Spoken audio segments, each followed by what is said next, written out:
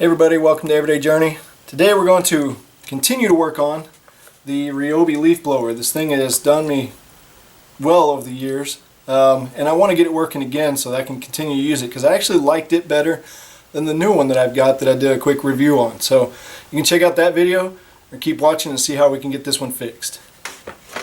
Now we think it's the ignition coil or ignition module. My other video I went through and I checked the carburetor, make sure it's getting fuel, all that, make sure it was cleaned out well. We checked to make sure it was getting spark, but this thing it was showing it was getting spark, but I don't think it was enough. So we're going to tear this one down real quick and replace this ignition coil, and I'll show you how it's done. So first thing we need to do, go ahead and take off this cover for our carburetor. We don't need to take the carburetor off, but this is probably just going to get in our way a little bit. So just unscrew it in the back. There's a little thumb screw here. Just take it off, put it to the side. Next thing we need to do, because the linkage for your throttle is going through the handle and all that, which we're going to take off. As you can see right here,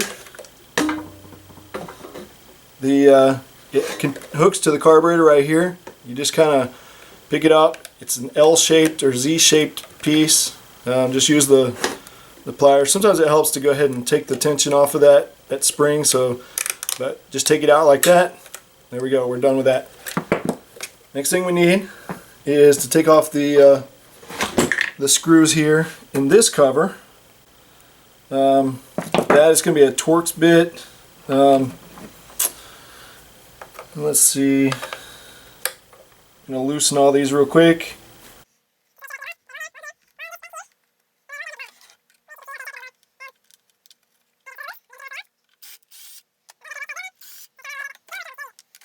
Part of the thing I tried just to make sure that this thing was working properly, carburetor wise, is I took the carburetor off of my Ryobi weed eater.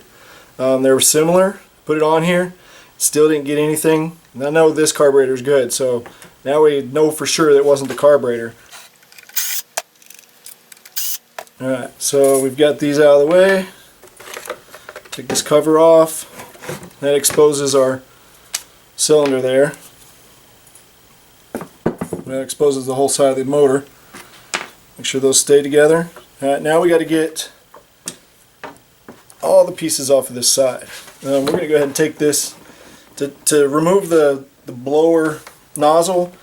You just turn it and then it slides right off. We'll get that off, set it aside. And now we got a bunch of screws all the way around here that we need to take off. That I know is the next size bit up. Set those down here. And then there's a little clip right here that we have to make sure that it clears. It comes over to be able to undo it. And you just kind of lift up on it. If you need to, you can get a screwdriver, flathead. But there we go. So now this cover comes off. The next thing we need to do is actually take off the fan here. To do that though, we actually need to take out the spark plug. This spark plug is, because right now if we try to undo that, we wouldn't be able to, because it's just going to spin. So what we're doing is we'll take out the spark plug, and now we need to fill the cylinder.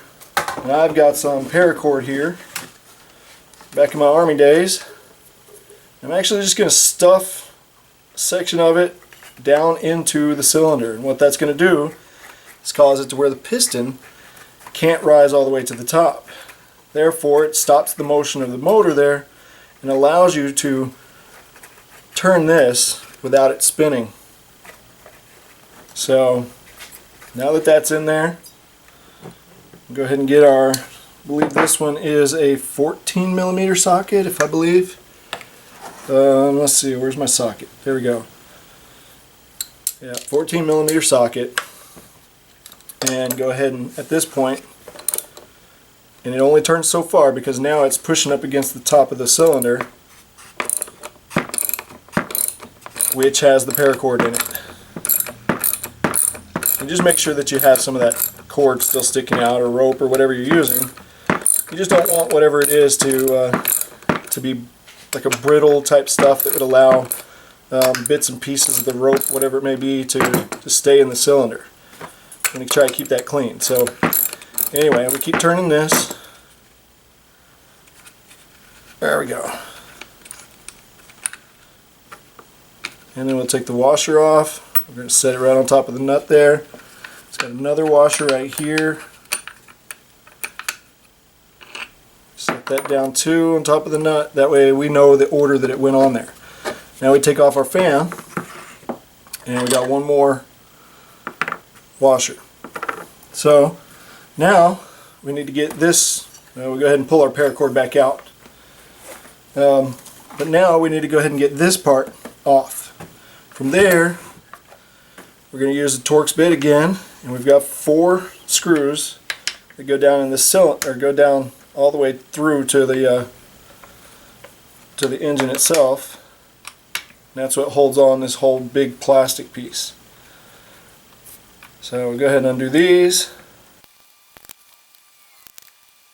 Alright, there we go. And you ask, why didn't I use the drill for that? Well, the end of my drill would not go all the way down in those holes. So now we start to slide this off. As you can see, there's a spark plug wire, and we've got our wires here that go all the way up to the switch.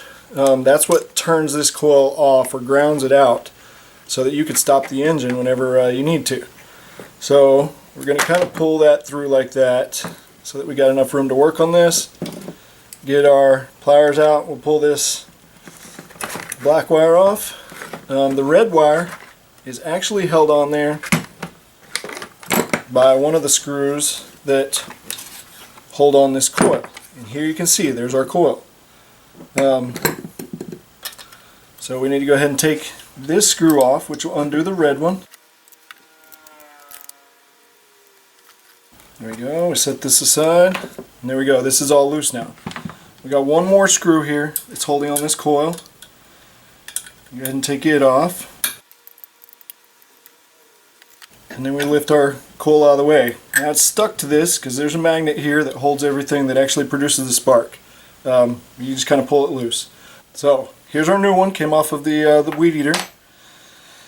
Just put it on the same way. What we're going to do though is, and this is kind of important, is make sure that after we get these screwed down, we don't tighten them all the way, because we need a gap in between the I guess the magneto here and the coil, because we can't have, right now it's just stuck, it's dragging on it, so we can't have that. Common practice is to use like a business card and put down in here. I don't have any business cards at the moment, so I'm going to use a little thin strip of aluminum. It's actually some flashing that you would use for roofing, something like that. But this is what I've got left over of it. And I'm going to stick this down in here. All this is going to do is just stay in the way. Let's turn that magnet out of the way first. It's going to stay in the way so that the magnet itself can't stick completely to this. So, and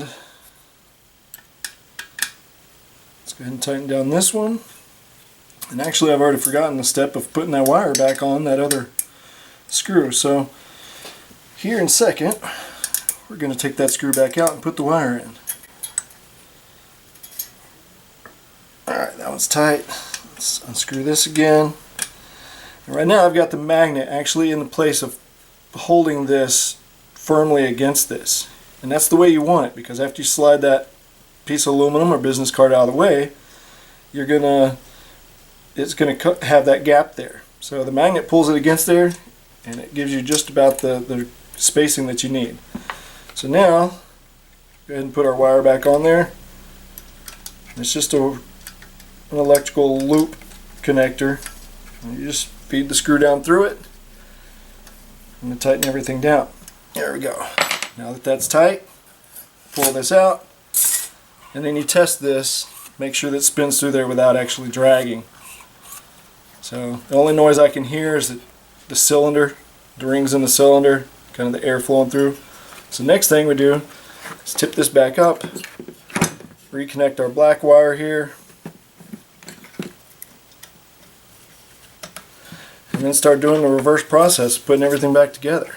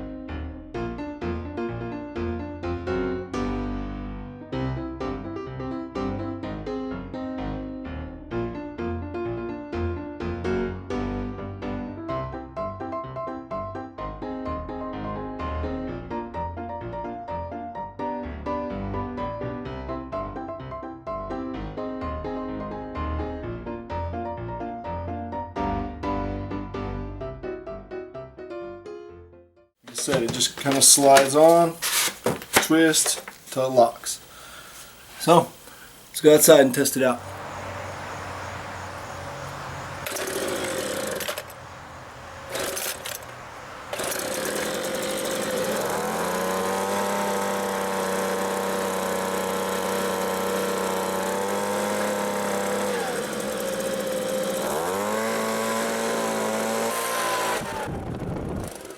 Alright, as you can see, worked out great. I knew this thing would make it. What did we do? Compression check. Well, between the two videos, we did a compression check. We checked the spark. We checked to make sure it was getting fuel, cleaned out the carburetor, and then finally went and did the ignition coil. It wasn't that hard to do. I'm glad to see it's back up and running because this thing has been just trucking on. I mean, yeah, everything's bound to fail here and there. But as far as the motor, the engine on this thing, it's sound. So again, like I said in my previous video before, Ryobi rocks. So you guys take care, and I'll see you next time.